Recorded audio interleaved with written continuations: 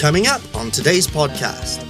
Nanette and I recently went to an award ceremony. The Tesco's donated 15 boxes of Lindt chocolate. For me, I know, but talk about the rest. We should be talking about Pete. No, we're talking about scones.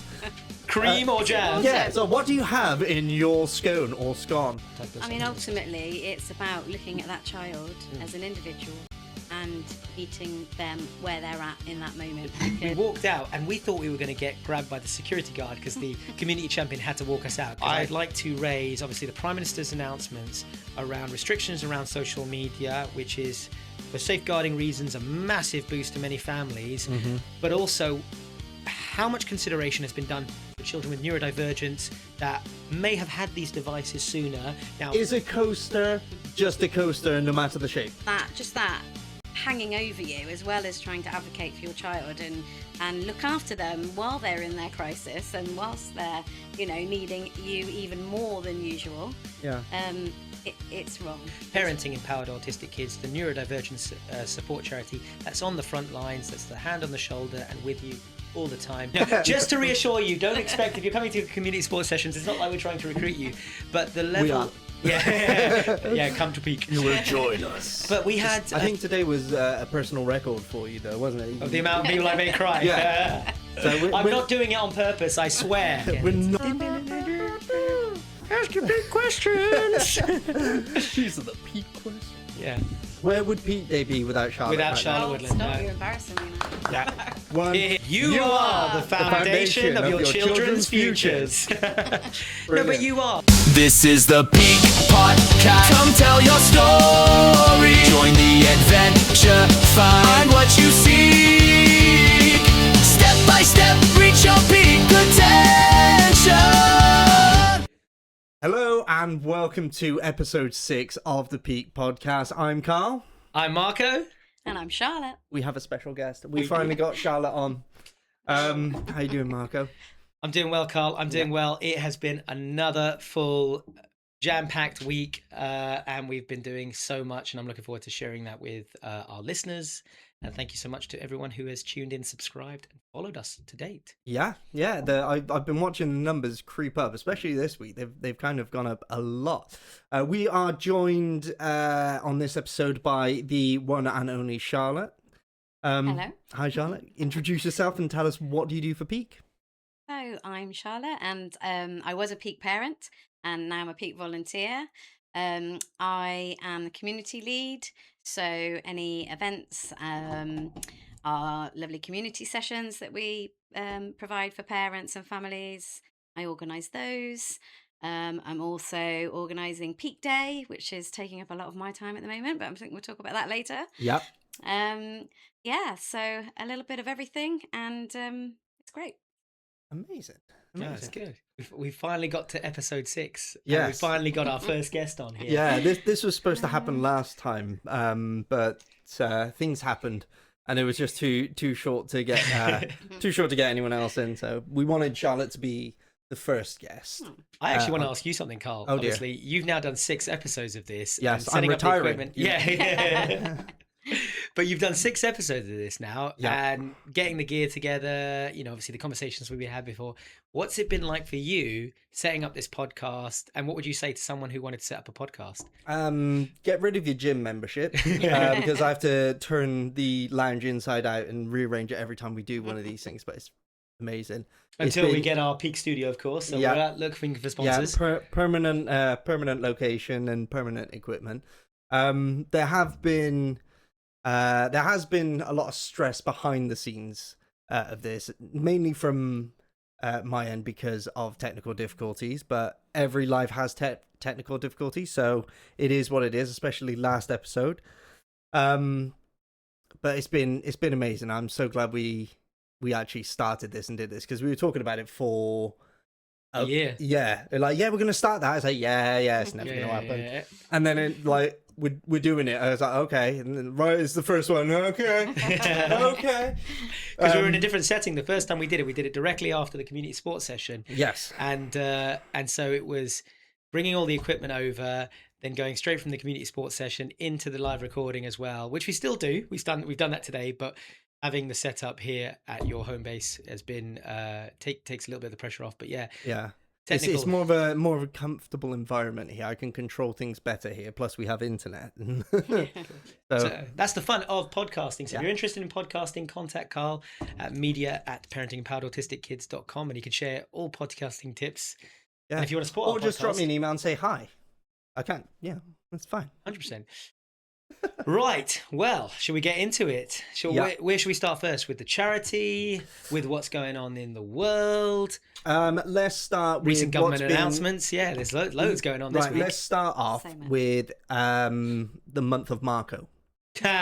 So since the last podcast, what has been going on with He does Marco? this. What hasn't been going he on? does this every podcast. It's like the month of Marco. It's good because it takes up about 25 minutes. So Yeah. it's great. I can just sit here and go, Well, hopefully you'll find it interesting, listeners. No, the month of Marco is pretty much vested in Peak, as you know, being the co-founder and CEO of a charity.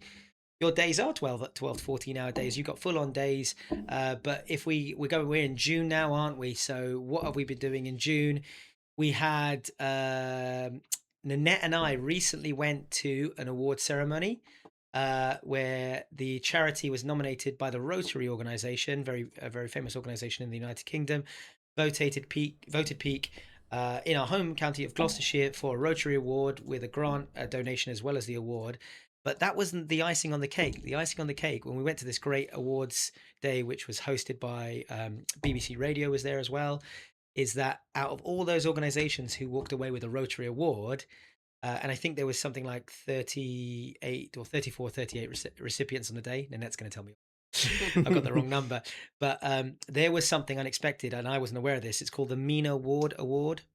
so what is that? So Mina Ward is an ex Rotary president who unfortunately passed away, who did a lot of great work and service for communities and fundraising and such, and unfortunately due to health conditions unfortunately passed away. And in honor of her, they created this additional award which recognizes services that go above and beyond, even in extenuating circumstances, like with her health and the challenges that she went through.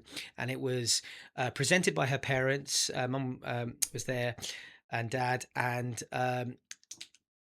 anyone who won a Rotary Award on the day was eligible for the nomination. But we were complete shock when they announced Peak. We never expected to be announced for this additional award and additional grant. Big surprise then. Massive surprise. But I said because we had John, who's a BBC Radio presenter, who he was at. Do you remember, Charlotte? He was at the Make a Difference Awards, and I was filming it at the time to think, oh, this is nice. I'm gonna film it. So whoever the winner is, we can give it to them, and that's a nice thing to do for someone else. And then they announced us, and then the same thing happened again at this awards, Carl, where we ended up once again getting nominated, and you holding the device. You're shaking and you're freezing because you didn't expect your name to be out. So if you see the video, we have it on our social media, you'll see the phone kind of shake and just hold and go down for a second because we didn't expect to win. And then I said to John, you got to stop doing this. You're going to give me a heart attack, because it is a shocker. Yeah, really is. Because it's such an honor and such a privilege. When you think back to the roots of this charity, just a parent who wanted to share advice and support other parents, and the journeys that we've been on, to then get nominated. And this is, I think, our second year across counties, because not just in Gloucester, we've won awards across counties as well, down towards Bristol, the South Gloucestershire Awards that we won last year for our advocacy support service. So to win these awards back to back in years, it's just a real privilege for us as charities. So that was a big thing. And thank you to all those supporters who give us that accreditation and those awards. And it's really hard to say, because they say this to us, they say at the award ceremony, no, you deserve this. Thank you. And it's really hard to take that praise, Yeah. because you're just trying to do something useful with your time. You never expect that it means so much to people. And so that's something that I really need to take stock on and think about how much we've achieved with this charity. I know you guys are great at telling me that. And I love watching all the work that you guys do. So we're going to talk more about that. Amazing. I think there's some slight technical difficulties. Okay, so apologies if there is. Yeah, just with the little mini mic. So has yours got a green light on? It does. It does. Mine has one on. I could raise it, though. Is that any better?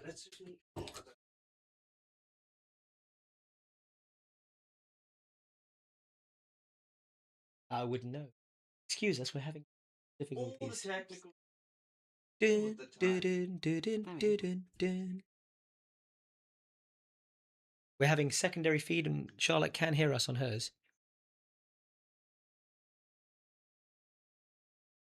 Yeah, because the volume's coming in through that as well. So I believe we will be okay, Carl. Shall we chance it? Are we also recording this? This is also being recorded at the moment. I'm a chair. Is there a slight delay? Is there? Yeah, there will is be, some yeah. lies. I mean, this is the joy of when you're starting out a podcast and you are doing things live. Because we did the live, when did we, after 2 recordings, maybe 3? I believe it was episode 4. Yeah, so we So jumped. this is like our 3rd live. I mean, that's pretty. 3rd. Yeah. So we're on 6. So it must have been on our 3rd. Isn't Yeah. It? Yeah. Yeah. So we've jumped straight into live, really, haven't we? But the reason why we wanted to do this for our listeners is we wanted to give that real-time connection, because you might be having a coffee right now in your lunch break. You might be thinking about your children, how to support them. And just listening to this podcast might give you that support and guidance that there's agencies and organizations out there that can help you. But in answer to your question, the month of March, it's been packed. We've had awards. We've had grant donations. We recently received a grant from the Gloucestershire Disability Foundation, I want to say, has supported us. Charlotte's going to tell you all about the great stuff of Peak Day. I think That's been the main focus. I mean, aside from all the fantastic awards and everything. Yeah. Peak Day is It's gearing towards greatness. It's gonna blow up. I swear to God, it's gonna be amazing. I'm slightly terrified of how grand it's going to be in this year. I mean, last year was really grand, but Yes, I've been working hard on squishing everybody into the event. I've got so many great all the shows as well. Yeah, we've got the full day of shows. So we've got Astrea Gymnastics, we've got Linda Virgo Dance, we've got Atlanta Dance Group, we've got Grace Walton Fitness doing a little fitness section. So yeah, it's going to be exciting. Gloucester Gang Show. The Gang Show, Gloucester Gang Show. We're coming along. But we sing. met some of them, and they were really nice to me. We met some of them at the Rotary Awards because they won their own independent awards. Atlanta Dance, incredible performer. If you don't know her, she's a young person who has set up her own organization off the back of winning awards. I think she's doing like dances for Disney and stuff like that at the moment. So it's like, wow, okay. She is an incredibly talented performer. It's like really emotional. It's like seeing my kids dance. It's just such a great performer. Her mother, who has also supported the charity as well. So shout out to them. Gang Show as well. They were really nice. I shook their hands at the show, and looking forward to it. It's going to be really great. We've got walking dinosaurs. Yeah. Gloucester Troopers. We've got a science pop-up science stand, so there are going to be some experiments going on. Yeah. We've got pet therapy dogs. What are you looking forward to the most? Oh, what am I looking for most? I can answer this. Seeing question. it all just come together, I think, and launching it with the Peak podcast. Oh, I'm not looking forward to seeing like the stress on certain people's faces on the day, but also there are moments, and if you've ever gone Peak Day, where we all take stock and we take a moment. Mm-hmm. And we just look around the field and all the events, and do you remember a moment like that last year where you took stock? I think it was the bubbles, maybe for you with the kids. Yeah, that was lovely when everybody got involved, and we put on free activities as well as having some stalls and some food vans and things like that. We do try and balance it with activities for everybody. So having the bubbles, the giant bubble sticks that I'd made, and all the kids just diving in and just loving it and having a great time together. Their families were able to just stand back for a minute and relax. It's tune in, especially after the break, because Charlotte's going to reel off so much Peak Day stuff as well. Yeah, that is, you're going to be wanting to write it down and also to tell your children, because it's really, really important with neurodivergent children that we prepare them as quickly as possible, not as quickly as possible, as appropriately as possible, giving them enough time. And so get them to see our posters, listen to this podcast about the people that are coming, because that will help transition them if you want your child to enjoy the grandness of this day. We'll be releasing the site plan early, and as well as the timetable, so that if your child is a little bit noise sensitive, you may want to avoid certain times when we've got noisier performances on. We're doing what we can to cater to range of needs. Mm. We still need tombola prizes, don't we?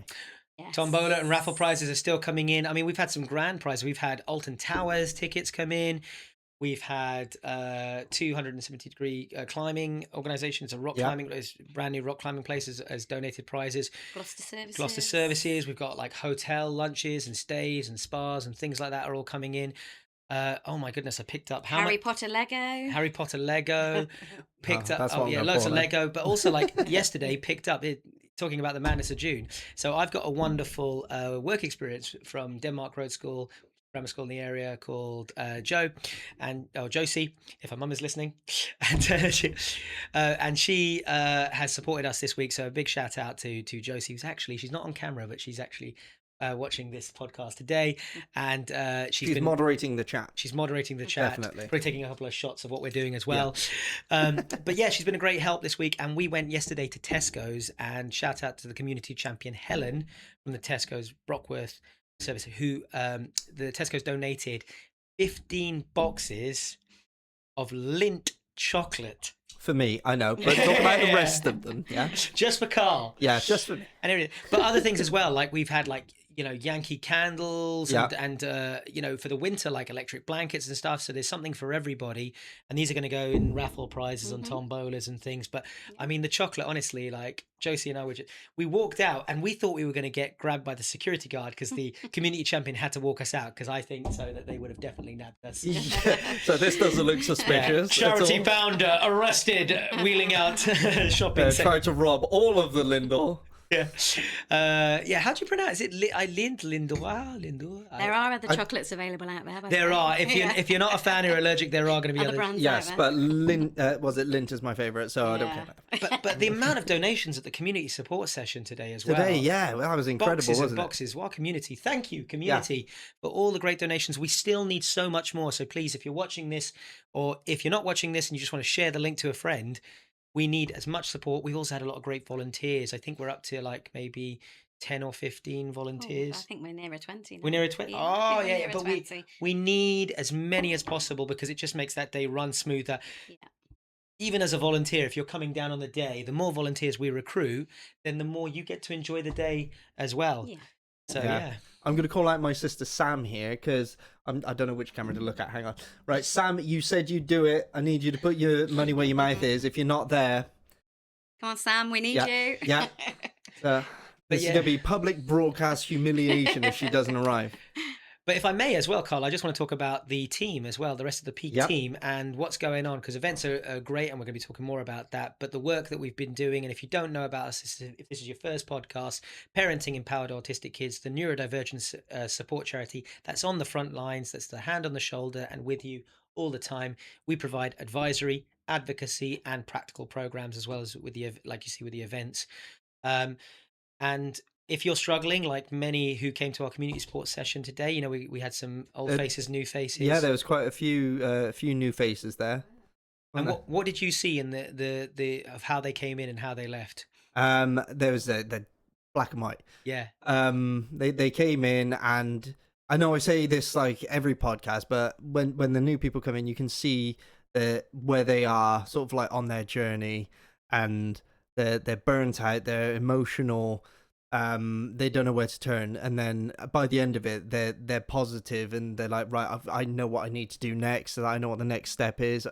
Progress, so definitely. It's a good feeling, and yeah. I'm going to ask the same question to Charlotte. What did you get, the vibe that you got from the parents before and after? Yeah, Sorry, I can barely see Charlotte through the computer. Okay, this was fine. not the As setup. long as the camera can see her. This is not the setup that I had originally planned. So No, Sorry. it's great. First of all, you see them coming in looking a little bit apprehensive. They're not quite sure what to expect. And we give them a warm welcome from the moment they step through the door. Give them the opportunity to get refreshments and settle in. And then you just see throughout the session, as they hear and resonate with other families and their stories, that they are lightening their own load through listening and sharing, and having the opportunity to share their life situation at the moment. And they leave a lot lighter. I think that was something that today, smiles, yeah, thank yous, Yeah. and just knowing that we're there for them and we're not going anywhere, and they've got that stable community to come back to whenever they need So us. it's when they're telling, when they're sort of giving an update on their situation and telling their story. I'm watching sort of like around the room, like other parents that are going, yeah, been there. I know exactly what you're going through, kind of thing. So It's very isolating at the time, and often when they arrive at our sessions, they are at their most emotional and exhausted point, and so it's lovely to have a community there that are nurture the parent, and then we bring them back, and a few sessions in, and they're off and empowered and yeah, telling and sharing with other parents, which is lovely. and then a few sessions more, they join peak, Yes, and then we that's Well, count it seemed everyone to out. get happen. to We leave. had that today, didn't we? Yeah, We had a community person who's attended our community sports sessions, who has actually off her own back gone and supported another person to get Yeah. their decision, and now has said, I want to do more. And said to part of us, Peak, and yeah. wants to be a part of Peak, and that's the second person off, maybe third, off the community support session. We kind of knew each other all, and we were already having conversations. But yeah, it's great. I mean, it's almost like a recruitment drive. It is. Just to reassure you, don't expect, if you're coming to community sports sessions, it's not like we're trying to recruit you, but the level. We are. Yeah, come to Peak. You will join us. But we had, it's just wonderful, and I think it does create a platform for so many levels. The one thing we say, it's a bit of a catchphrase now with the charity, where we say we make people cry for a living, because when you're sharing these stories, there's always one or more that emotionally open up, and we reassure them. And I had a moment, because it's really hard not to be drawn to these people. There were a couple of parents I went to where I was sitting, I had to come over to them and just like hold their hand and such. You never want to just go in straight with a hug, you don't want to be inappropriate. You don't know how. I mean, they were on the other side of the table. That would have been a bit strange. Just Yeah, dive yeah. over. So, let me hug I you. feel like it's more of an Americanism where like you see all the hugs and stuff like that. But Yeah. but we get parents say to her, don't be kind to me because I'll start crying. And but yeah, just I think today was a personal record for you, though, wasn't it? of the amount of people I made cry. Yeah. So I'm not doing it on purpose, I swear. We're not keeping nice score. way. In a However, nice way. he scored about a good 4 or 5 points today. Yeah. Let's just move him out of the charity and we'll see if we'll have less criers. I personally blame myself because no one was crying until I came in with a box of tissues. They're like, oh, they're there now. I might as well use them. I'd said to him, like, I'd get whispered and said, like, I want to get the tissues ready, because I could see a couple of way the conversations. If you don't know our community support sessions, the way we run them is that it's very open. It's very. In fact, I'm not even going to mention it. Do you want to talk about our community support sessions and how we run them and how the environment is maybe different to other environments? Yeah, I mean, Or just better. each week varies. We're very mindful that not everybody wants to share their stories and not everybody wants to ask their questions outright. So we give different opportunities for asking questions. So when they arrive, there's a piece of paper and a pot, and they can put their question on there anonymously, because some situations are very sensitive. So we try and think outside the box and to give everybody an opportunity to be included, how they wish to. So that's lovely. So they come in and they arrive and they have a nice cup of tea or coffee. And today they got an extra treat because we supplied the scones and cream, or scones. Oh, here's a question. now, hang on, Now, this is hang on. Right, it's going to this- kick off on the live now. we could create a poll now for everyone who's going to be in the Right. chat and watching it I afterwards. feel like I should have Is them it in front of me. pronounced scones or scones? Okay, But let's. however, how are we going to put that as a poll, because they're both spelled I just the think same? on the comments, I just think like if you are watching this recorded or live, please leave us a comment. In fact, how would you even comment on that? Scones or scones? Right, hang on. Would you have to Let put me- the emphasis? Put a little marker on the O if it's ons. No, Scones. Or what's the other smiley one? emoji for an O Scones. or a. Yeah. Put an icon on the N if it's scones, Yeah. and put Yeah. an icon on the O if it's ons. Scone. See, I think that's too I love complicated. my wife saying one for scones, 2 for scones. Oh yeah, there we go. That's better. See, this is why he's the master. He does the Yeah. podcast. But I love my. I'm going to say what my wife says. Put it in the chat now. 1 for scones, 2 for scones. I love my wife saying though. She says it's a scone and then it's scone. Yeah. Yes. I know. Dad joke maybe, but no. Yeah, and then it spreads off the other debate which we had, and that's how we started the community support session to ease, because we had new people in there. We just said, let's start off with that question. Yeah. And I think that went down as an icebreaker. Really well. And then the cream and the do you have the Devon or the Cornwall? I'll be version? honest, right? It went on a proper tangent. It's like- This is going on a tangent now. yeah, we should be talking about Pete. No, we're talking about Scones. scones. Cream or jam? Yeah. So, what do you have in your scone or scone? You gave a controversial answer, though. Yeah. Tell the audience what you said. Butter and cheese. Butter and cheese. So Butter and cheese. in the I have cheese on neuro-spicy world, you don't have to limit yourself to cream or jam. yeah. I don't follow social norms. At least I don't you didn't like say jam. Marmite. Yeah. I'm going to have Nutella, a bit of Nutella in it. Oh, now he's thinking about the Marmite. Mm. Wife, can we get some scones? I should have brought some here. Anyway, thank you for that little bit of 5-minute banter on scones or scones. Give us your 1 or 2 votes. What was it again? One for... one. Oh God, I forgot now. 1 for scones, 2 for scones. There we go. So yeah, community sports session was great. It was impactful. We had new people in there who had never touched base. For me, a couple of takeaways from that session. 2 takeaways. Number 1, a parent, and this sometimes... It upsets me and makes me happy because it upsets me that there are parents out there who've been struggling for years on their own. And in this circumstance, a parent who had had 2 years and no support and their child was out of school. But it also makes me happy that they finally found us. And for me, what that tells me as a charity is that we need to increase our resources so we can support families faster. By more resources means more reach, which means we can support as many families. So there isn't that 2-year delay for those people who are waiting and getting into more schools and more events. I know that we will keep working at it, but I would say that I'm really glad that person eventually found us, and I think they left pretty good after that conversation, and hopefully they'll be in touch and we're going to be doing some work with them. So that was one takeaway. The other one was that lady who had a friend with her who supported her as well. Yeah. That was a lot. Yeah. And so I just felt compelled. Sometimes you're drawn to these people, aren't you? Felt compelled just to hold a hand and say, "You're not alone. We're going to support you throughout, no matter what." I think it's so lovely that she felt so comfortable to share and release. First that. time. Yeah.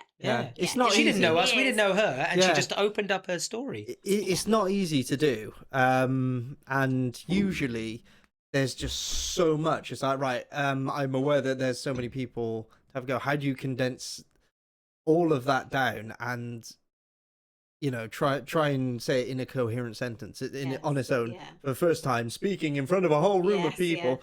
It's a lot, so fair play to them.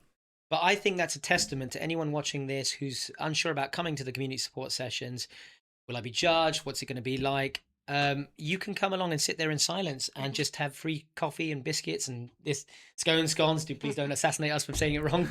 But you can come along in that calm, relaxing environment. You can ask whatever you want in any format you want. You can send the emails in and we'll read the questions out loud anonymous. We also read them out on the podcast if you want, if we don't get time in the sessions.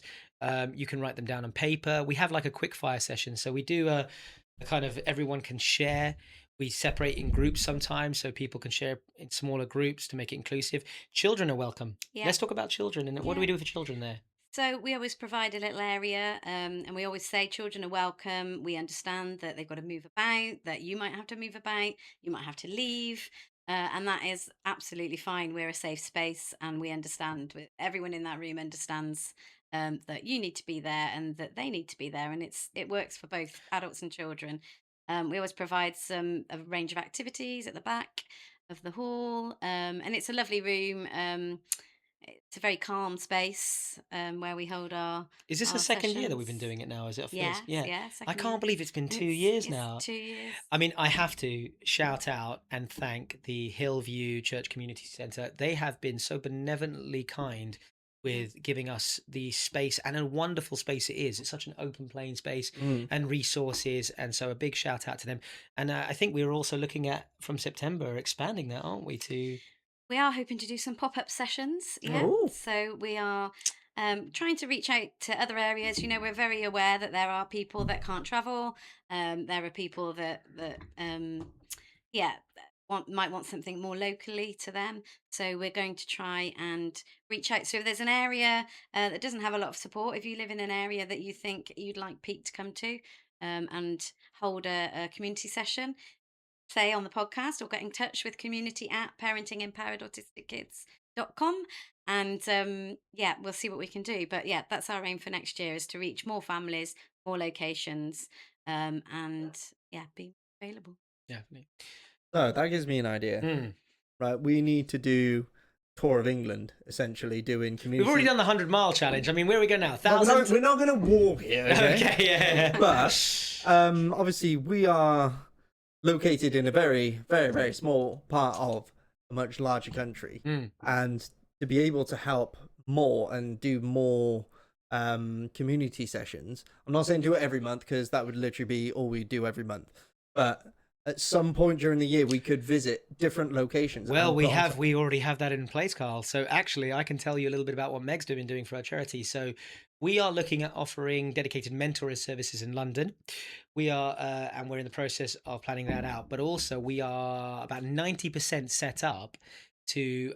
We have dedicated services in Devon at the moment, so another section of the country as well. I mean, the beauty of our service is because of online tools, we're able to support nationally. So we are a national charity. We've done a lot of work in Gloucestershire. We've done a lot of work with surrounding counties that we can travel to, but we've traveled on at times to go. We did a national tour a couple of years ago where we visited spots for the day and invited people in. So we could look at doing another national tour, because it's been a couple of years. So we might do that. We might revisit that. But in the meantime, we now, because we've grown as a charity, have established bases now in other counties like Devon and Cornwall as well, which is really great because it breaks it up a little bit more, and like the mentoring services in London. So I think in terms of online reach, we're national, but in terms of people based in locations, we are kind of like 3/4 of the UK as well that we can travel and counter to. So if we need to for whatever reason. So yeah, it is doable, it's possible, and it's happening, which is great. Plus, it's just an excuse for a guys road trip. Guys road trip, yeah, road trip, And girls. and yeah, Come on. of course. I mean, yeah, it's all good. It's all good. We know what he meant, but yeah. So I meant to just say road trip. I don't want to say guys. Speaking road of the trip. community sports sessions, though, I will touch on, because we've done online sessions, and I can't remember if we talked about this on the last podcast or not, but we did a recent one previously, and it was our highest number of online people that attended, and it was great. We did try to use breakout rooms, or we did use breakout rooms. I can't remember if it worked or not, but the level of feedback that we got from that was brilliant. So that's the great thing, if you can't travel and you need that support, but you want to join those groups, we offer platforms that are online and face to face as well, which is great. I mean, that's the beauty of Peak. We're a bespoke service catered to meet your needs. If you're not sure, you turn to us, you ask us the question, you contact us online, just ask, these are my circumstances, and leave it with a, can you help? We will give you an honest answer. I had a question come through the other day, and you might have seen this one as well, which was, we had it was an international question actually, where a young person with, I think, neurodiversity, I want to say ADHD and autism, had got themselves in trouble, and they had to go through the not the ambassadors, what is it called? British Embassy? Yeah, the embassies, yeah. And they were abroad, and something had happened, and because they were neurodiverse, they didn't engage with the law enforcement service as well, and they reached out to the charity, or I think one of our admin team had spotted it and wanted us to support in some capacity, and we looked at it, and we were able to give some very light advice on that, but nothing too substantial, because it is well outside our remit, in international laws and such. But that's a testament that you can ask us any question. Even though we support neurodivergent children, we've had adults ask questions. Even though we spend 80% of our time supporting educational services, we deal with housing cases support as well. We had one come through just today. So no question is too small. If you need help, reach out. We'll help you. Yeah. Oh, that's beautiful. Cool. Yeah. Right, so we've spoken a little bit about what Peak have been up to, and a little bit about Peak Day. What I want to do is speak to Charlotte about her experiences, her story, and what the transition from being a client to working for Peak. Just before you do that, I'm going to switch this fancy little microphone over to Charlotte, and then you can listen to her clearly, and I'm just going to be a spectator in this beautiful story. That's absolutely fine. I know she's got a lanyard, and I still don't. Where's my lanyard? I did raise it in the meeting. Yeah. Did you raise it? I did. Oh, I'm very upset that I don't have my lanyard. We'll get we you. will get him his lanyard. Yes. So, gosh, where do I start? That's usually the way. Where do I start? So, going back to, I think, let's say 2020, 2021. My youngest son, I've got amazing. Have little shout out. um, so going back to about 2020, my son started struggling in school. At that point, didn't have a diagnosis. We weren't even really sure whether he have one or not. And I wanted to try and get some help for him. He started struggling a lot at school socially, and then it just escalated. And so I got to a point where I just didn't know what to do anymore.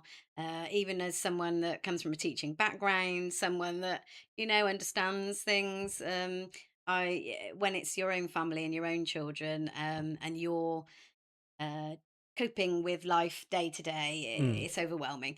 So I literally went shopping in Tesco's, um, and I saw the token thing that they do, the where you choose a charity to put tokens in, and I sort of did a double take because I clocked this peak parenting and empowered autistic kids. I hadn't heard of them at the time, so I thought, oh, I'll drop them a token, and I noted down the contact details, and that is where it all started. So I then reached out to Peak, and our situation had escalated quite a lot, and my son was absconding, and it not a great environment for anybody. I needed support in advocacy with the school.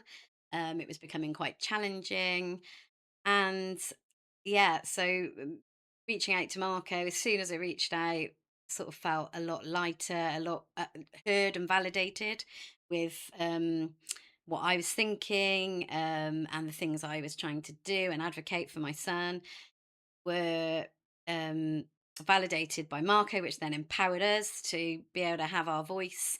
And Marco came along and supported us in meetings with the school, helped us with our EHCP application. We went on the CAS pathway, and yeah, things slowly but surely improved. Having Marco there in meetings was brilliant because um, he would guide us as to when to speak up or say less, because it's very emotional when you're in meetings and you're advocating for your child.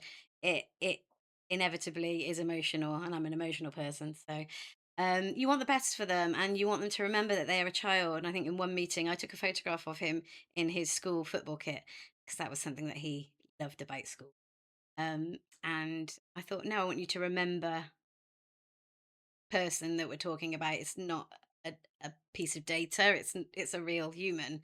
And I It's not a wanted the people in statistic. the room, yeah, to acknowledge that, and to remember that. So bring it back down to it's a person we're talking about here, and yeah, and just having that support gave us the strength to keep moving forward, and that we did. Um, and slowly but surely, he got the support needed. We were able to have meetings with the inclusion team at the LA with Marco, and organise mentoring and bridge gaps from when he wasn't in school. And then eventually transitioned into a mainstream senior school, sorry, which was one that he wanted to go to, that his brothers attended. And yeah, had a little bit of a battle with that as well.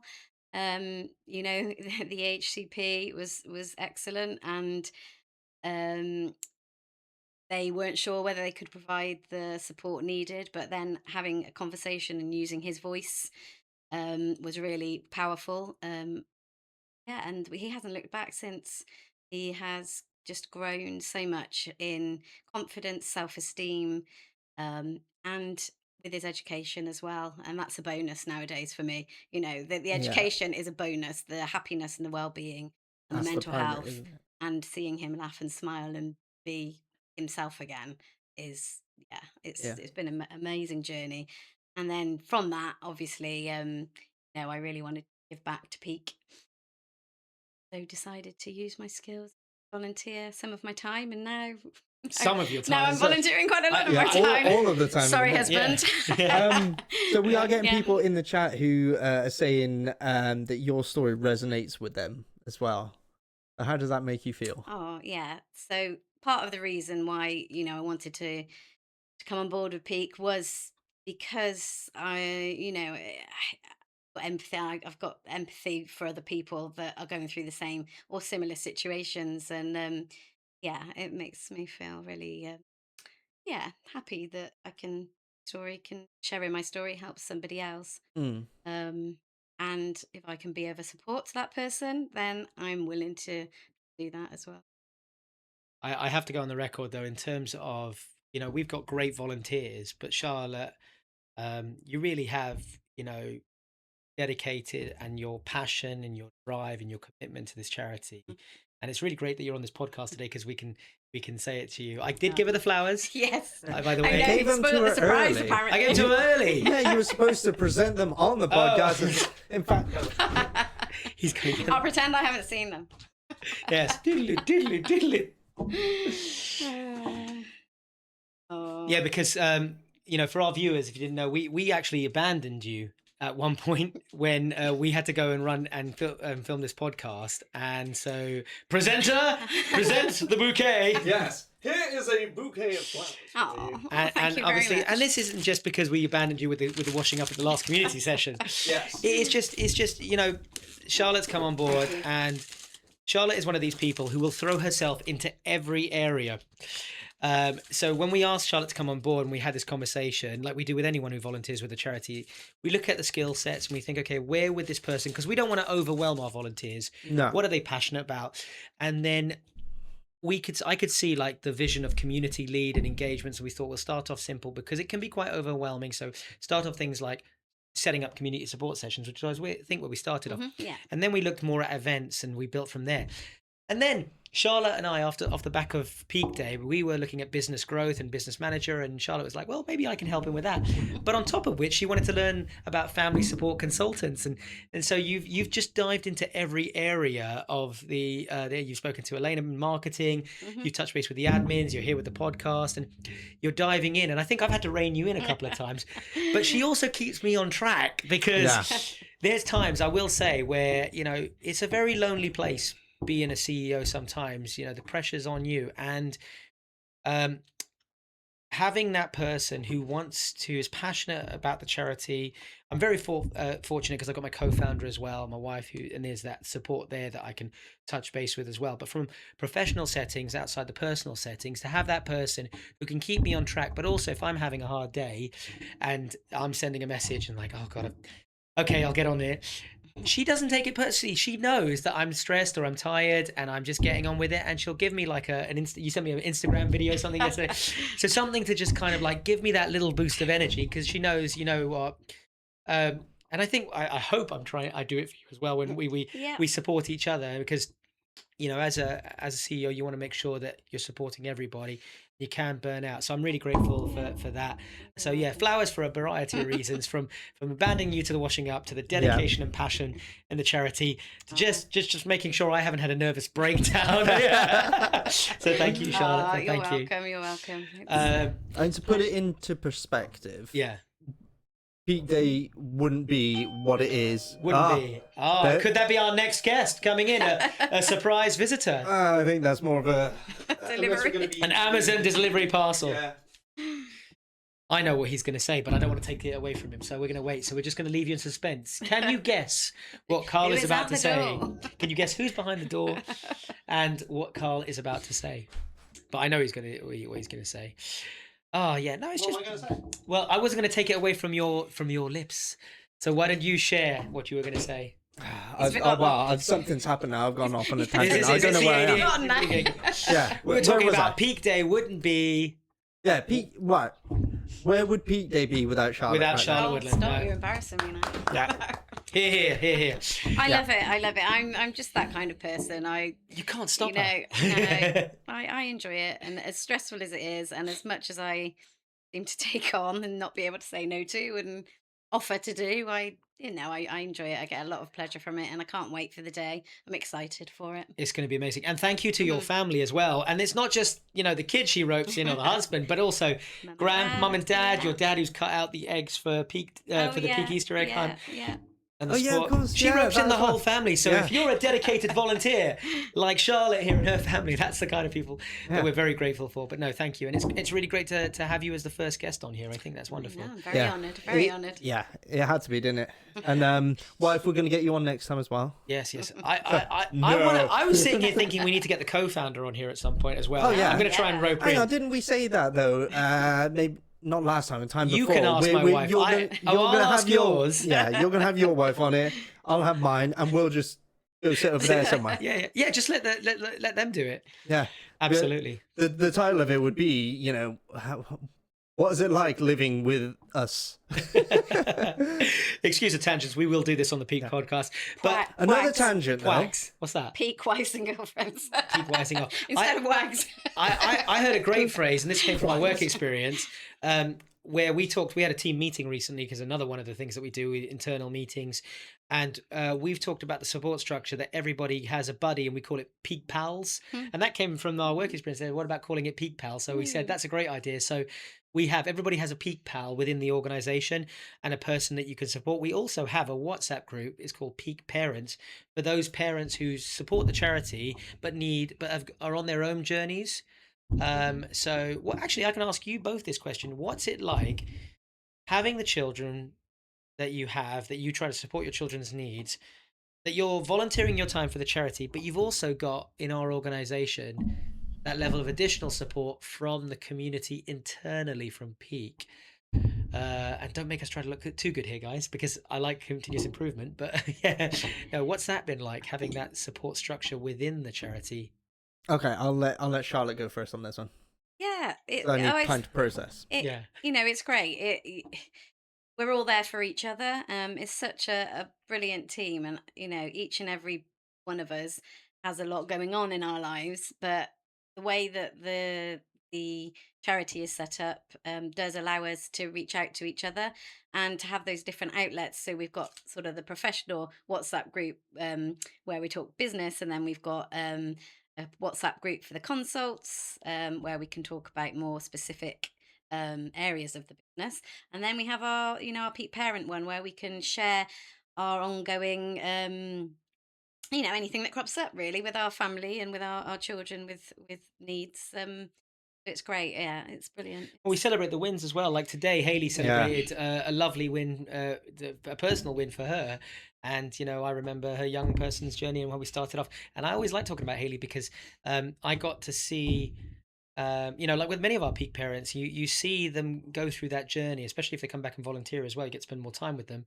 But the level of empowerment going from the overwhelm to the to that empowered status, where you go from you don't know where to turn. And someone said this at the community support session. They said that they'd received an answer. It was like, how did I not think of that? And it's because you're overwhelmed. Yeah. And when you have that peak When person you're in that supporting you, moment, you're thinking of like that one thing. You can't see it as a broader spectrum. But you've stolen what I was going to say. I'm sorry, but I You've was left us both the question. okay. I'll be quiet then. I'm just easing into the chair now. In answer to your question, Yes, Marco, please, Carl, please. So, I really enjoy being part of this community that we're all always communicating with each other. We're celebrating the wins and giving advices on the difficult situations. And simple little pick me ups like oh god, crikey, who was it that put it in the chat the other day? It was either I think it was Elaine, who said, tell me about one good thing that's happened today, and just something simple like that, and everyone's like, oh, this happened. Oh, here's a little win, just like a little pick me up. Yeah. And that's really really good, and it's like there's no judgment on anything. No. We had it today, didn't we? We had it in this morning. We had someone reach out going through the support, one of our volunteers who hasn't been able to engage much with the charity because they got too much going on, and we support them, and they're part of our Peak Parental group, and they can ask questions and still, so it's depending on how much or how it doesn't matter how much or how little you volunteer, that support network is always there, and we provide that externally through our community support sessions and consultations. I mean, even James won't mind me talking that we support each other in our meetings as well, because many of our children, James supported me many years ago in my meeting with the local authority, because like you say, Charlotte, when you're the parent, and this probably resonates with a lot of parents, when you're the parent, it's hard not to emotionalize your children because you love them so dearly. Mhm. You're still being as objective as you can, but that 10%, even that small percentage, is going to have an emotional connection or more. So James supported me, and just this week I was able to go to his daughter's My Plan meeting and work with the school, and they were really complimentary. They were like, "Oh, it's great to meet you. We've heard such things about you." So it's always nice to go to a school You are when they like very you. quickly becoming a celebrity. You know that, right? Well, the badges, the badges. Yeah. I am but a mere servant. Shameless promotion Yeah. here, and I demanded this as well. But it's great to see, because we have been, and you know this as well. We've been through circumstance. Well, you both know this. We've been through circumstances where we've had to kind of knock twice on the door, or try to obviously arch the door forward to get that collaboration with schools and services that sometimes don't have that level of awareness or aren't ready to hear what needs to be said. And we heard some of that at the community sports session today. I mean, that story of finding a parent. Let us know if you've had fears of fines because your child is neurodivergent, can't go to school. You've presented all the evidence, and there's a school saying that they can't do anything. But where's the evidence of what they've tried? And also, we've got inclusion services and having things like a Section 19 referral, which is if you don't know if a child is absent for a certain number of days and such and needs that additional provision. There are things that the inclusion services can do to support children outside of school. But having that rejected, and this child's been out of school for 2 years. Yeah, they have. What struck me with that story is the child has a diagnosis. Yes. So if they've got a diagnosis, these behaviors must be present. Otherwise, they wouldn't get It's a diagnosis. ludicrous, though, isn't it? And then for the school to turn around and then find them because, we don't see these behaviors. It's like, it doesn't matter if you see them or not. I'm telling you that my child is in a state where they are unable to attend school. I was like, what? It's ludicrous. I mean, the answer is, and this is one of our questions we had today, it is lack of knowledge, it is lack of awareness. What was your thoughts on that story that you heard today? The child's been out for 2 years and they're going to find the mother. Yeah, I thought actually, it was they did awful. find the mother, didn't they? They find the mother. Yeah. And we've told her not to pay it because at the end of the day, we're going to support an appeal on that, and we've successfully, if you need help, we're going to support appeal. But it's just so cruel. It's so cruel, and it puts already vulnerable and emotionally distressed families under even more pressure, and it's unfair. I remember vividly my own journey feeling exactly the same. You're terrified of the unauthorized absences building up, because that's another thing that some schools do and some schools don't. Authorize or unauthorized, which is it? And that hanging over you, as well as trying to advocate for your child and look after them while they're in their crisis and whilst they're needing you even more than usual. It's wrong. It's wrong in every way. So if now I'm going to ask you a question here. If a child has a diagnosis, let's say for this instance, autism, and you notify the school that due to SEND and let's say mental health, they are unable to attend. Is there a legal stance that school can mark that absence down as authorized? Yes, there is. You have to tick a couple of boxes. So if a child presents with mental health distress, and it depends to what degree, because we've seen all sorts from light, a little bit of anxiety and transitioning in the morning, to children who, and this pains me to say these words, have threatened safety of their own lives and wish themselves dead. And just so there are medical professionals that will document what you're saying. It can be as simple as booking an appointment with a GP and then going to get that recorded in a GP letter, day, date, time, place. My child said this. If the child is willing to repeat it and saying it to a medical professional, not always easy to get, but there are, whether it's the GP be reporting it, if it's higher needs, it might get escalated to CAMS as well. Social workers can become involved as well, but getting that medical or professional services involved evidence, that will then allow the school to, on their attendance figures, to label it as mental health illness and absences. There's also a couple of things that the school have to legally try. when a child is unable to attend school, they have attendance officers that should be making regular safeguarding checks, and this can be done online and in person. They should be coming to visit the home address if a child's been absent for a period of time. But they can also look at things like part-time timetables. So if a child is too distressed to do the 5 days, they can present an offer of, what about just coming in mornings and not about the afternoons? Because we know a lot of neurodivergent children, they either struggle with the mornings or the afternoons. What about coming in just for this one lesson? And there's so much flexibility. And this is to all the schools out there. This is all to all the services. Yes, you by all means get advice from inclusion services. Don't trust on just what that one inclusion officer has told you, because you don't know what level of training they've had. But you, as a school, have the opportunity to show flexibility in trying to help transition this child into education. By doing that, you are gathering evidence so that if they come in, let's say, and get their register mark in the morning on a part-time timetable, they're not recorded as absent there. So there's other ways. You can go the medical route and get the medical evidence. You can look at part-time timetables. You can get the inclusion officers involved.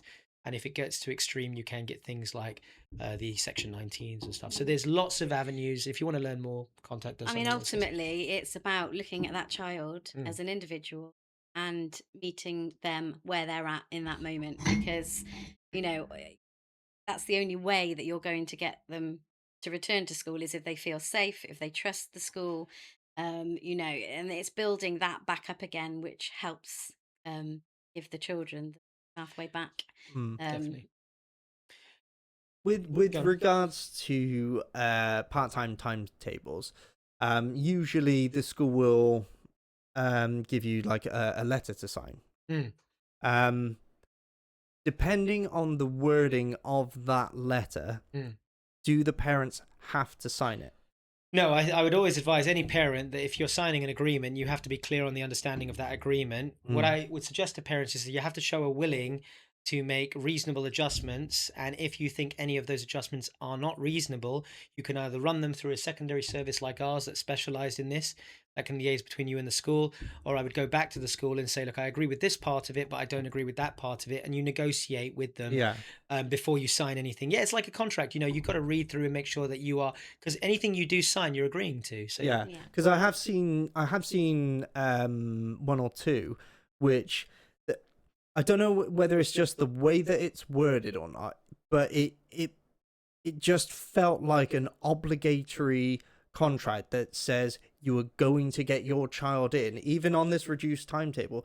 You must get your child in. It's like, the thing is, the reason why we're going on this part-time timetable is because I cannot get my child in. This is part of a national effort, which has been kind of, I wouldn't say underhanded, but it hasn't been publicly advertised as clearly as it could be, where local authorities, and this is nationally I'm seeing this, so it's coming from a perspective here, where there's been whether it's a national government, because they haven't advertised it, but a push on increasing attendance figures for children in school. And that's why we're seeing more increases in threats of fines now. And the wording in these documentations, it's not empathetic, it's not clear. And all I would say is that if you are going to sign anything or agree to anything, you can take it with a pinch of salt in terms of the terminology isn't clear. But if you're unsatisfied with the way it's written, then either present them an option of how you'd like it worded, or bring us in if you're worried about getting too much pushback. And it's probably because they don't know. They've been told by an inclusion officer to do it this way. Well, actually, we can speak to those inclusion officers and we can speak to those schools and say, you don't have to use that term. Listen, we've got a thesaurus. There are a variety of different terms out there that connect with every individual. I do this on communication skills training all the time. I talk about, let's say, this table right now. How would you define a table? One person gives me one answer. Another person gives me another answer. I could turn around and say, give the clearest picture possible and say it's a flat horizontal work surface that you use items to put on, and it's slightly raised off the floor. I give an explanation and a breakdown. I'm going off on communication skills, but you can break down what you want to say in a different way. I was very invested about how are you going to talk about this table? Give me the story of this magnificent I do. Just table. before we go on the break, though, I do want to touch on one issue, and this is probably for some of our listeners. There's been a big development in the news, and I know we might carry over into our break a little bit and pick this up.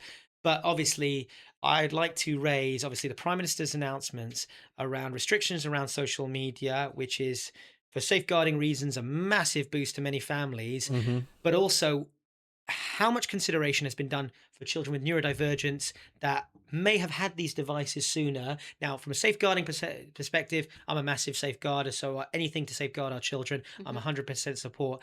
But how are we explaining this to our neurodivergent children? How are they going to take it? How are we going to navigate those meltdowns? And I'd love to get your thoughts before the break on what this announcement has meant to neurodivergent children and how you Yeah. might navigate it with your own children if they were Yeah. using, because you've got some children who Yeah. maybe Well, I'll let you answer. Just well, alongside that, I know one announcement that affected my son directly was the use of phones in school. They brought in the new phones in school rule as well, Yeah. which is coming in September, and they're providing them with pouches, lockable, that they have to lock their phone away in for the day. So the two run alongside each other, really. I mean, for my son, that phone is a safety net as well. In and social media, the computer and whatnot, that was a way where he communicated with his friends when he, was less willing to go out and about. So it was a way of him socializing safely, because as parents, we took the responsibility of putting the safety element into the computer and the controls or whatever, so we knew what he was accessing. And I think that is partly a parental responsibility. I agree with you, it is a Yeah. parental responsibility. I know there are children out there that have parents that maybe give them more of a free rein. So, there is an element of protecting those vulnerable children. And obviously, the tragic circumstances of some children, which is why a lot of the families are campaigning for this. You resonate with that as well. So, but it's a very fine line, I think, between. Every family's different. Yeah. And it is difficult for those children. I don't know how. I really don't Yeah, know how I- parents I- are going to get around it. I think Because your boy's big on technology, but not Yeah. maybe not on the socials as much, which is probably a good thing. no. He does He most games of, socially though, doesn't he? Yeah, and I don't know whether it's going to affect that as such. But there's obviously it's quite it's a huge thing. So what you're going to have is this generation of children who've sort of been brought up around it and had that access to it, which are then going to be like, no, we're not allowed it. Until a few years' time.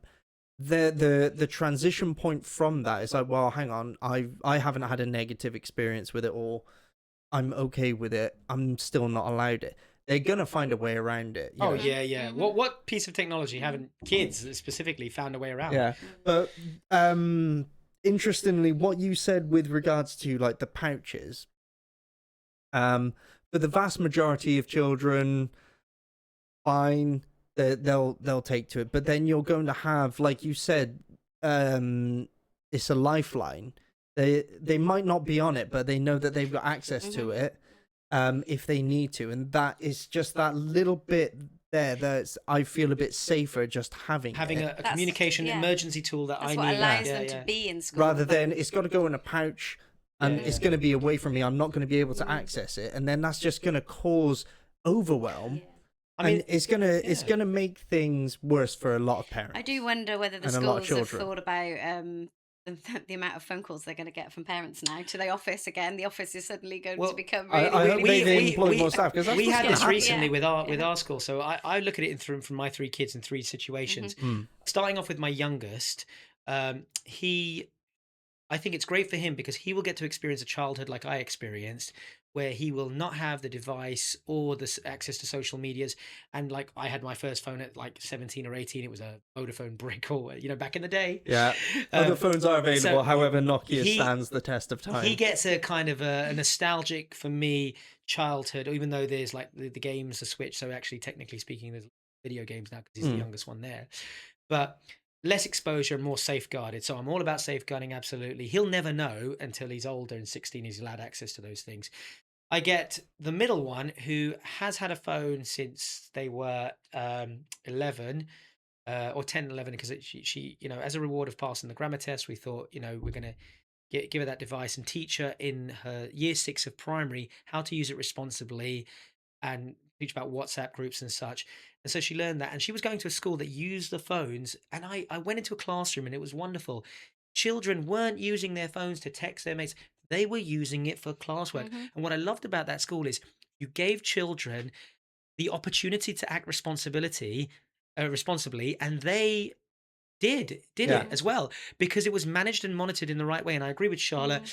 You know, I know parents can feel overwhelmed, and I get tired sometimes, and maybe it's easier to give them a device. But the reality is, if you give it to too long, because we have to do those checks as well, you must consider the time and limit the time, because it becomes second nature to them, and it's easy to grab. And then the next thing you know, you've lost them for 4 hours on that device. But my daughter, to have it then taken away, she had it probably about 2 or 3 months into secondary school. She's now transitioned a little bit better towards the end of year 7. Yeah. But it was a shocker to go from 1 and then just get an assembly one morning and say you're not having it. She's pretty a good student. She follows the rules. But I can imagine all those students that had it for years to all of a sudden be told you can't have it, and then the impact on our neurodivergent community who use it as a safe tool. Last but not least, my 13-year-old only recently been given a phone. He's at a specialist school. He wasn't ready to have a phone too soon. He wasn't emotionally and mentally mature enough. But we've been able to monitor that use as well, so that he's gradually learning it. And I take Charlotte's point. I've got the greatest respect for every parent trying to navigate around electronic devices and social medias. But the buck does stop with us. We as parents must be, what do we say? The foundations of our children. Go on, you say it this time. Are we going to try it again? Oh, did it not come through last time? No, no, it did. But Should we get Charlotte? went really What are we well. saying? So We've got this we're gonna say- catchphrase. Was it, you are the foundation of your children's futures? Yeah. But it's true.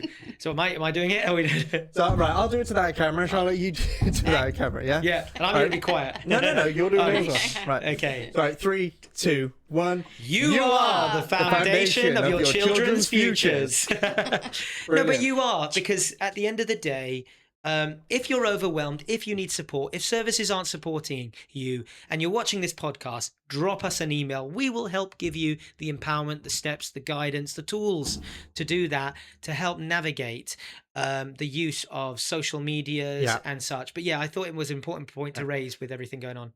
Yeah, so comment in the chat there. So although my son doesn't have access to social media, he does game socially with friends. He has mentioned what will happen to chats on games, as he has heard that they will be stopped.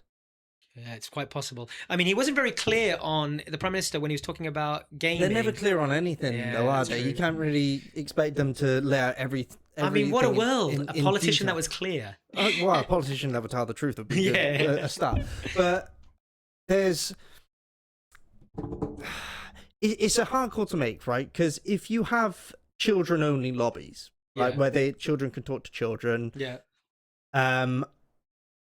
what's to stop someone else just doing an age verification where they say, "Oh, I'm a child," and then going into that lobby? You do need to safeguarding is the priority, which is why it's safeguarding. It shouldn't be right. Let's just get rid of it for kids, because then kids can turn around and go, "Hang on, I'll put my And age also, verification. I'm an adult." Why is that responsibility not put on the social media companies, on these big companies like TikTok? Why are they not held to account more? That's absolutely. But But when our children are starting on these journeys, why, as parents, like when my children first had a console, I sat and I played like the Mario games because they were social games with them. I did social gaming with them so that they kind of got, and I could see, when you die at a level and stuff, your child gets frustrated, or you're playing together and one of the siblings argues, "Why'd you do that?" And I used to argue with my brothers. Apologize to my youngest brother, because I think he did the last level of Mario years ago, when I was none too pleased when I stepped out to the kitchen and got us a snack and he'd finished the game.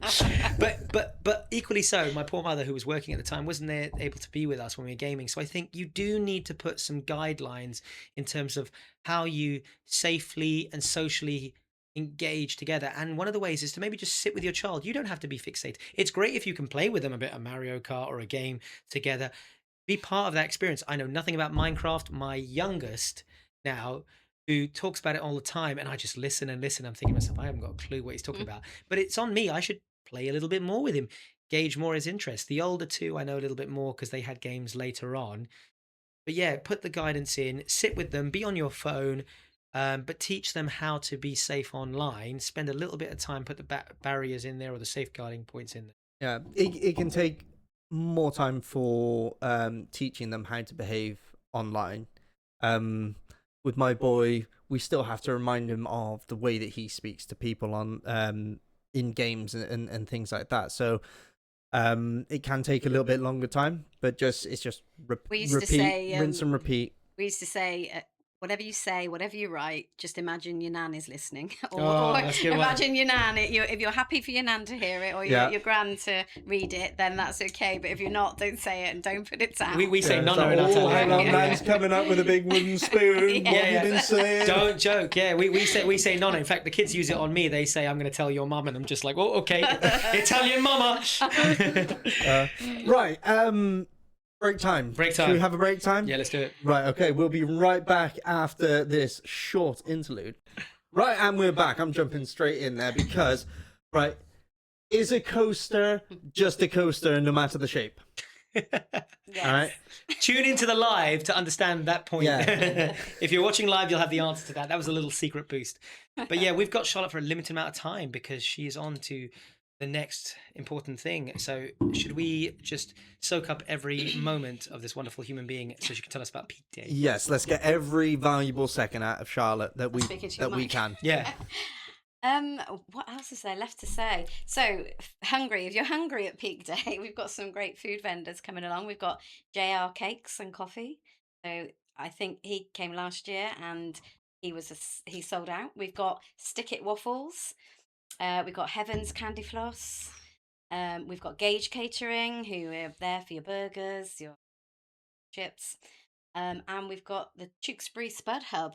So if you Ooh. like a jacket potato, Oh, I do. Yeah, I do like a jack potato. they're coming on. We've got Kitty's Bakes as well. So Kitty is an allergy-friendly cake store. So we're trying to think of all needs and all. We're so inclusive. I know, right? Thought of it all.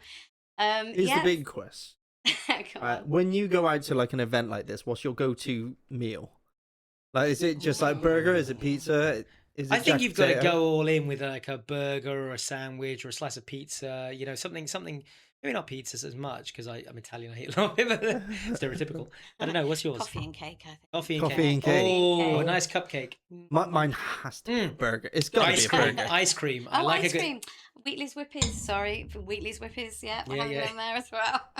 If you like any food like that, Yeah. that's going to be at Peak Day.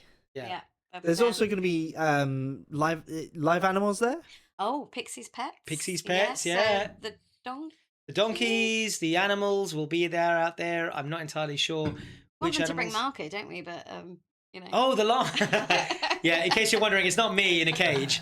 It's they named. We have a mascot, don't we? They Yes. named. If you look on our social medias, you'll meet Marco the llama. Probably have to do a segment just on him one day. He could be a guest. He's bigger. I held him as a baby, and he's like massive now. He probably headbutt me. I haven't visited him in a while, so love you, Marco the llama. Yeah, so Pixie's Pets will be there. That's exciting. Yeah. Loads of stalls. We've got Yeah. KND 3D, through a 3D stall, who've got all your fidgets and everything like that. We've got. I think I just said llama, it's an alpaca, and Pixie's going to tell me off. So I apologise if I said that wrong. Ooh. We've got Diamond Art. We've got Bridie's Crochet. We've got Ebley Toy Store. Just so many amazing stalls. We've got henna.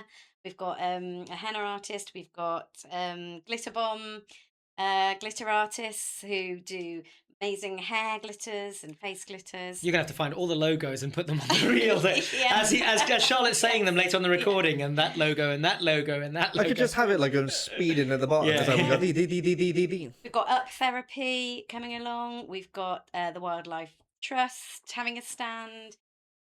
Just so many, such a varied event. So hopefully there will be.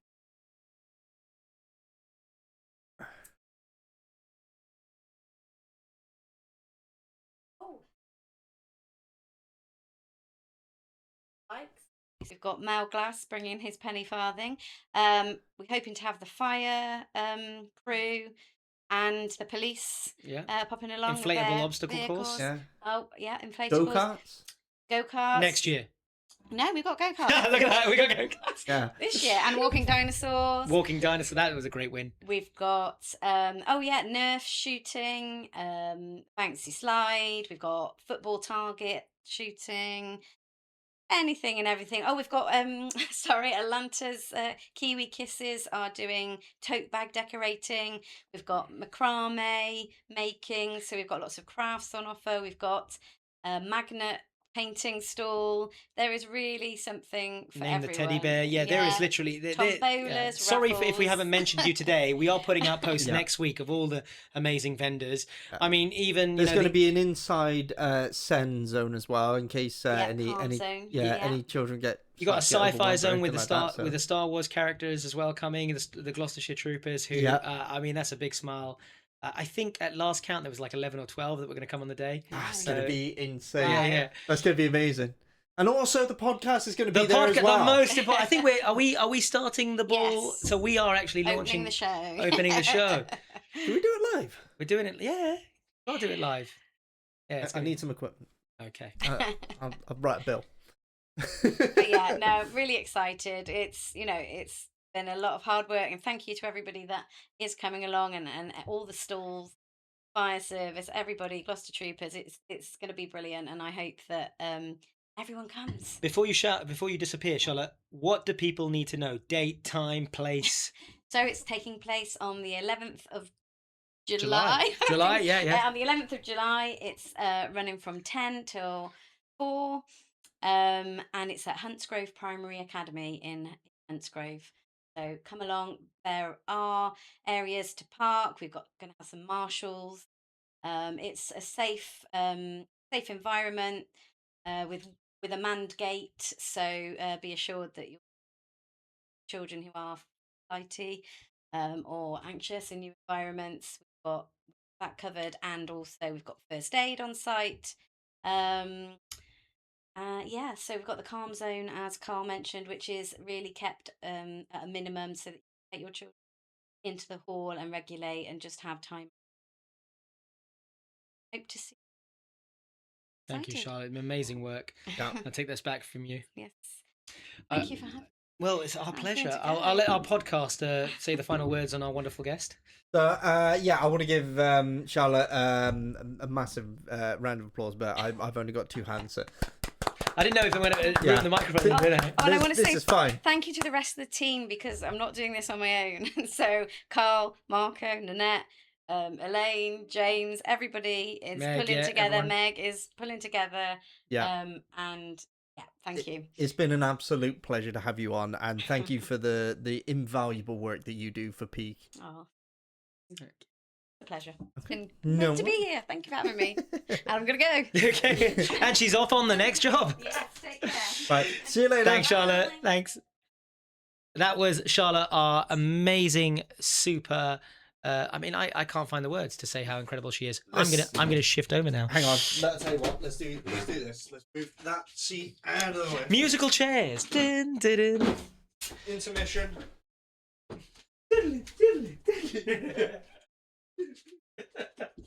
Okay. We should have just swapped seats. That would have been hilarious. I'm terrified to go on that side because I wouldn't want to be anywhere near the buttons. No or- touching! Yeah, like I feel like if I look at it the wrong way, it'll explode. That's usually me. Yeah. If I've like done something, it's like, have I done this? It's like, I don't know, I've broken something. Now, Carl, we are getting to that point of questions. Yes. And it's something on the segment. In fact, I'll let you do it. You. we need like a little question jingle. do we don't need like? Yeah, we do like. And it's ask your big questions. These are the peak questions. Yeah. Um, I've got one. You've got one. Go on. Okay, so Ooh, I've got two. My one was more of an observation from a statement which one of the parents was saying at the community session today, and it I'm gonna try phrase it like a question because there was a parent there today who previously had support from the school, and they've been through mediation, and they're going to tribunal stage now, and the school has pulled out of being in support of this child. And it's completely devastated the parent, because they're how would you manage that feeling of, a professional stepping away their support from your child? Yeah, I know who you're referencing here as well. So there is no one answer that can quickly overturn the level of despair and loss that you feel in that moment. It is very much about processing that, and then as quickly as you are able, getting yourself on track and saying, okay, well, that's happened, and now I need to move on from that. But let's not go straight to the solution. Let's just acknowledge the fact that you've been told you were going to get support, Mm. and then you don't, or you like, we expect professionals to do the jobs that that they're hired for, and then all of a sudden they fail us and they let us down, and it is you do feel lost, you are in despair. And so in that moment, to all parents, I would just say, be kind to yourself, process that, have those tears, have those moments, but limit yourself. Tell yourself, okay, this is really devastating, I'm really lost, but how long am I going to allow myself to feel this way? Mm. Because you know from experience, from the challenges that you face, that if it lasts too long, you just go further and further into a level of depression. And equally so, you love your child so much, so that's almost the thing that pushes us. It is the thing that pushes us as parents to, and I think back to the day that my son, when got his diagnosis, and I wasn't fully prepared to understand what autism was. I had some knowledge of it at the time, but the fear that my son was never going to have opportunities and chances. And then reached out, and I tell this story a lot, that I reached out to a friend and I shared that. And that's probably something that you should do when you're in that moment of despair, is to share that story, like they shared at the community support session as well. Share that story, because that will help guide you. And it helped guided me. And I said and then I limited the amount of time. And once I'd released it all, I then said, okay, now what am I going to do about it? And for me, it was like, I'm going to make sure that my child has every developmental opportunity. So it is a process. Allow yourself that process. And the way you get through that process is to share it with a person who gets it, who cares. If it's a friend or a family member who will just listen to you. And if you're struggling to look for that person, then reach out to our service. Yeah, because in some people's situations, they are incredibly isolated. They don't have that support network. They don't have that necessarily family member that understand. They don't have that friend that that necessarily understands. If that's the case, talk to us. We do it on multiple formats. We do it in written, online, to listen, and face to face. Yeah, we're here to support and be that person that listens, that helps. I mean, even the podcast, we advertise these when we're doing, probably need to do more marketing. Apologies if we haven't done enough marketing on our podcast, but we do these regularly. They are live. They're about an hour and a half. They're around the lunch breaks as well. So if you know it's happening, prepare your questions, and you can put them in the chat, and you can do it anonymously as well if you want to. Yeah. Do it through a friend's social media if you're uncomfortable. Yeah. Email me directly, media@parentingempoweredautistic-kids. Yeah. Well, even if you don't want it going live on the broadcaster or anything, I can make it anonymous. I can point you in the direction of someone that has greater knowledge, or I can just sit and listen.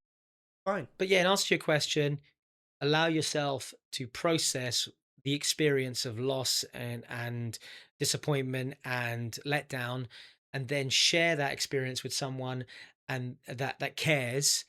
And then at the conclusion of that, then move forward. I always say that you might talk about what's gone wrong and what could go wrong moving forward. So you got like that bad past and that bad future, but then leave your mind on the conversation. Okay, what am I going to do about it?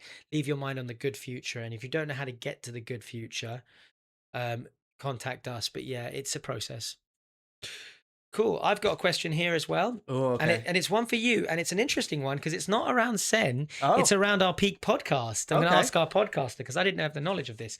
So we obviously get a lot of likes, a lot of views, a lot of followers and subscribers. And we've had this question in terms of encompassing, let's call them followers. How many have we been able to accumulate over the last 6 podcasts? Not enough. Not enough is the answer. Not enough is the answer. We need more. Yeah. We need you. Well, the thing is, it is a community in its own right which is growing, and you know, with anything that's starting out new, especially on social media, it's gonna take some time to get to where we want to be. It's not about how many people are following me. It's not about how many likes we get, because we've gotten videos which have gotten up to. Well, we don't care about the clicks and buttons. 30,000, we appreciate 60, them because it 000. helps boost it. Yeah. Our broadcast, and I put it out to on multiple platforms, and it's watching a steady growth in followers, which is great. But it's more about what we can do to help people. Yeah.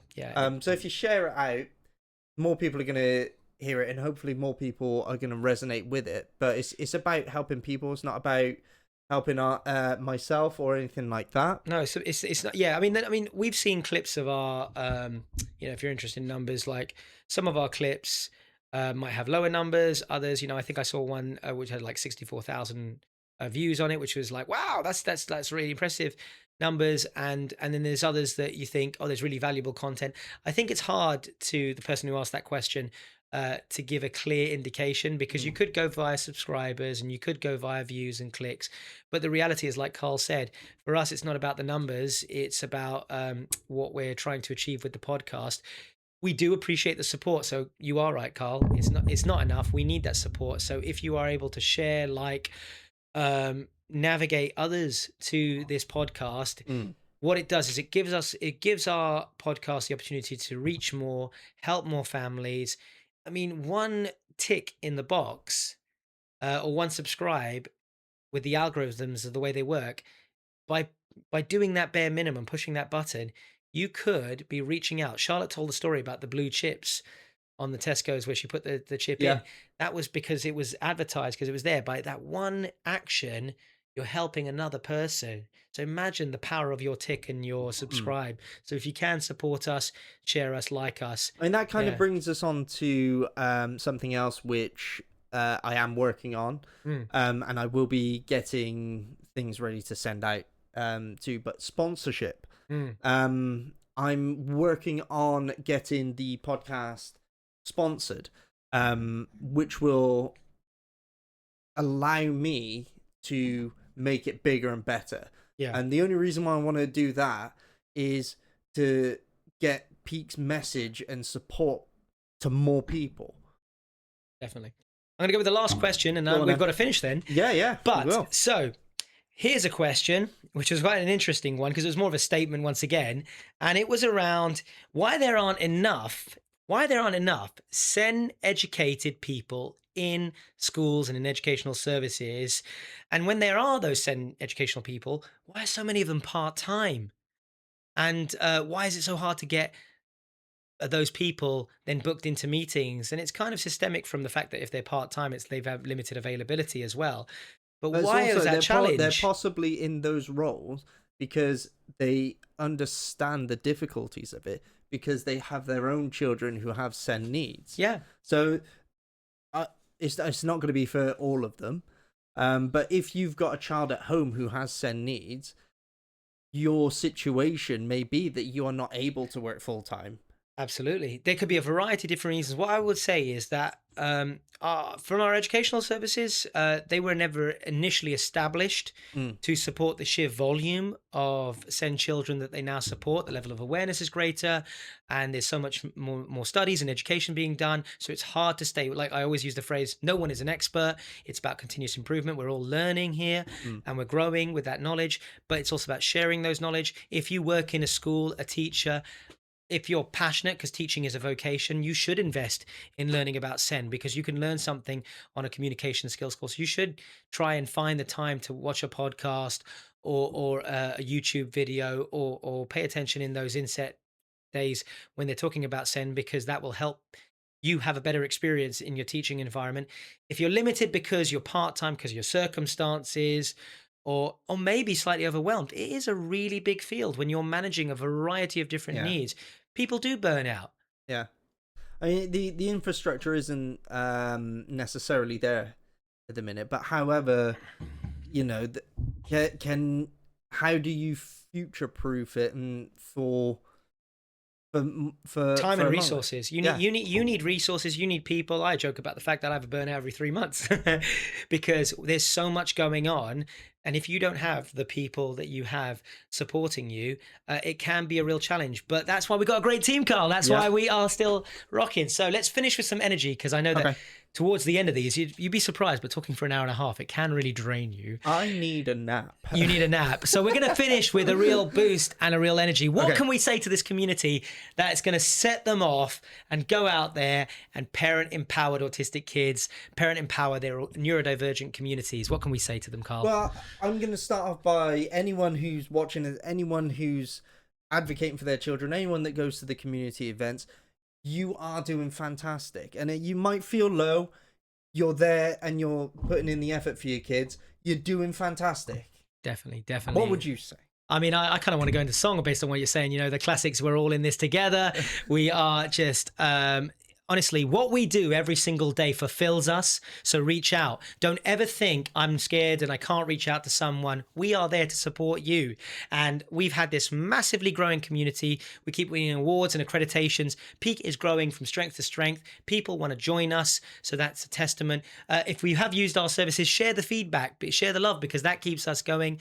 Whether it's the podcast, the community support sessions, our family support consultants, share that energy back with us, and let's keep each other going, because we're not going to stop. We're always going to be there for you. You're not alone.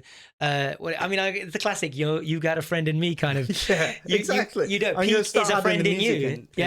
But I love what I do. What do I say? We're tired every day, but we're happy. Yes. And thank you, Carl, for this incredible platform that you've given us to spread out to we're going to get probably, actually I had a message internationally the other day, and I'm curious if they saw the podcast, because with these things you never know where they're going to reach. You know what, I'm going to start sending links out of the podcast at any correspondence. So admin, you need to be adding the link to the podcast. No, but thank you guys. Thank you, Carl. Another great Peak podcast. I've had a great time, buddy. Yeah, me too. The next one is going to be at the Peak Day. Peak Day, what? Yeah, it won't be recorded in this format. I'm going to be wandering around a field, or we'll work it out however we're going to do it. It's going to be great. But it's going to be a lot of fun, and I hope to see you all there. I know I'm going to see you there. So, yeah, until next time. I've been Marco. I've been Carl. See you soon. Bye-bye. Bye. This is the Peak Podcast. Come tell your story.